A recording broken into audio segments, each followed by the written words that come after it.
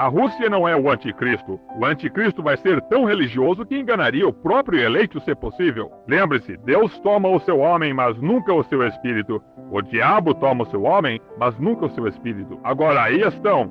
Faça o que bem entende. Sou apenas responsável pela verdade. Demônios operando. Ontem eu os enquadrei no estado físico. Hoje estou lhe mostrando no estado espiritual onde eles estão no estado religioso. Onde estão no além, chamados câncer, e chamam disto, daquilo e daquilo mais. Mas provei a vocês pela Bíblia que são demônios. Agora, aqui hoje, aqui estão eles novamente no estado religioso, muito religiosos, muito pios. Se você começar, irmão, e pensar, Caim, o próprio começo disso, era um homem muito religioso.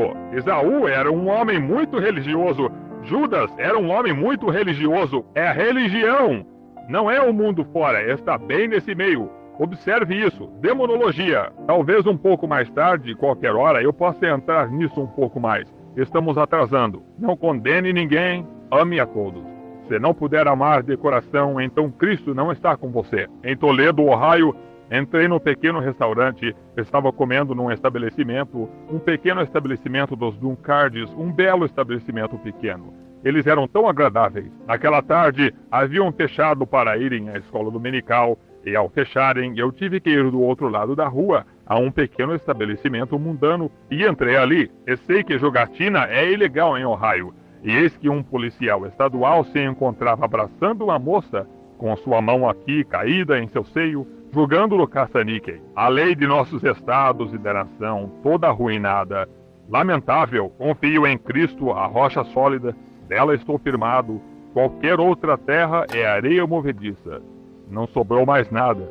Isso mesmo. Olhei lá atrás, e lá estava uma bela jovem, provavelmente na sua adolescência, 19, 18, 19 anos. E o que estavam fazendo aqueles moços lá atrás, em volta da mesa, era horrível. Sentei-me ali, e agora, para minha surpresa, sentado bem aqui onde uma senhora veio, disse que quer sentar-se, eu disse obrigado, queria tomar o de jejum. E sentado numa cadeira, aqui se encontrava uma senhora da idade de minha mãe.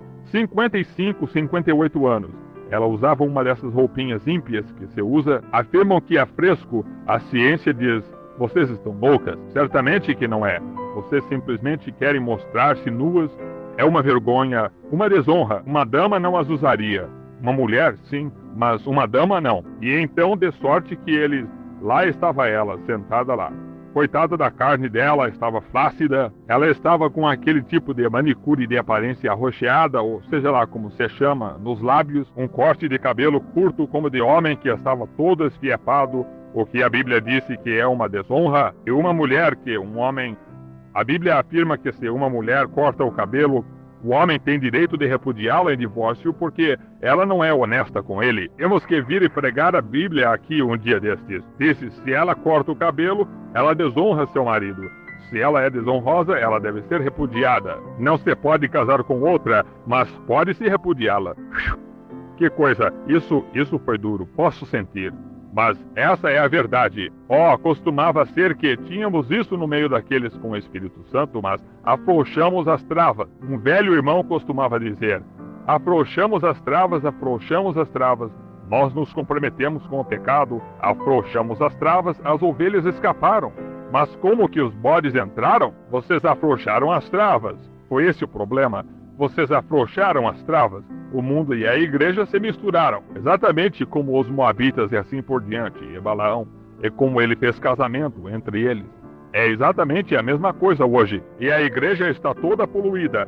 E a era pentecostal é a era de Laodiceia que fica morna e é vomitada da boca de Deus. E para fora de todo o grupo, Deus chama o seu remanescente e leva-a para o lar. É exatamente isso, exatamente através da ressurreição. E ali estava ela, sentada ali, manicure dos lábios no rosto todo dela, e estava por todo lado assim. E ela estava com esse negócio preto aqui por toda parte em seus olhos, e ela estava transpirando, estava escorrendo. E a coitada talvez tivesse bisneto. E ela estava sentada ali com dois homens, e um deles com um grande cachecol no pescoço, e isso em junho, sentado ali. E ele se levantou e estava bebendo um pouco, e ela também estava bebendo.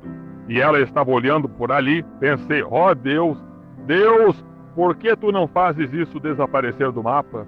Por que tu não fazes? A minha pequena Sharon, meu bebezinho, minha pequena Sara e minha pequena Rebeca têm que ser criadas nessa geração, chegar a encararem tal coisa como essa? Pensei, olhe por aqui nestes parques e coisas tais, e o que acontece? Pensei, ó Deus, ainda bem que tu tiraste Sharon, se foi a tua vontade. A minha pequena Rebeca e a pequena Sara têm que ser criadas com tal coisa assim? E essas pessoas chamam-nas, cantam no coro e tudo mais, e pensei, não é uma vergonha? Pensei, Deus, como pode a tua santa justiça suportar isso? Dá a impressão que a tua indignação justa iria ali e estouraria este lugar. E ouvi o anjo do Senhor, disse, chegue a um lado. Eu fui até lá, e quando ele terminou de falar comigo, senti-me como uma pessoa diferente. Para que você a está condenando? Eu disse, olha para aquilo, o modo que ela está. E eis o que eu tive uma visão. Vi um mundo como este, redondo, um outro mundo. Mas este mundo aqui tinha um arco-íris em volta dele. E esse era o sangue de Cristo que protege da ira de Deus. Ele não podia olhar além disso. Ele destruiria a coisa agora mesmo, porque ele disse, o dia que dela comeres, esse dia morrerás. Assim ele o faria. Então pensei assim, vi a mim mesmo. Embora não tivesse feito isso, mas mesmo assim era pecador. E então o sangue de Jesus Cristo age como um para-choque para nós. Está vendo? Que quando pecava, meus pecados o atingiam e feriam sua preciosa cabeça. E eu podia ver as lágrimas e o sangue correndo. Perdoa-o, Pai, ele não sabe o que faz. Eu fazia mais uma outra coisa e o atingia. Perdoa-o, Pai. Se tivesse passado por ele, eu teria sido destruído. E se nunca aceitasse sua graça, e o dia que a minha alma passasse além dela, já estaria julgado. Rejeitei. Não sobra nada a não ser juízo. Julgado, já fui julgado. Deus disse, o dia que comeres dele, esse dia morrerás. Você está julgado, certo? Este é o trono do juízo esta tarde, a sua atitude para com Cristo. E então pensei, sim, isso mesmo. E vi um dia, quando me arrastei até ele, vi meu velho livro que se encontrava lá um pecador. Ali se encontrava tudo nele. Vi que meus pecados eram o que estava causando isso.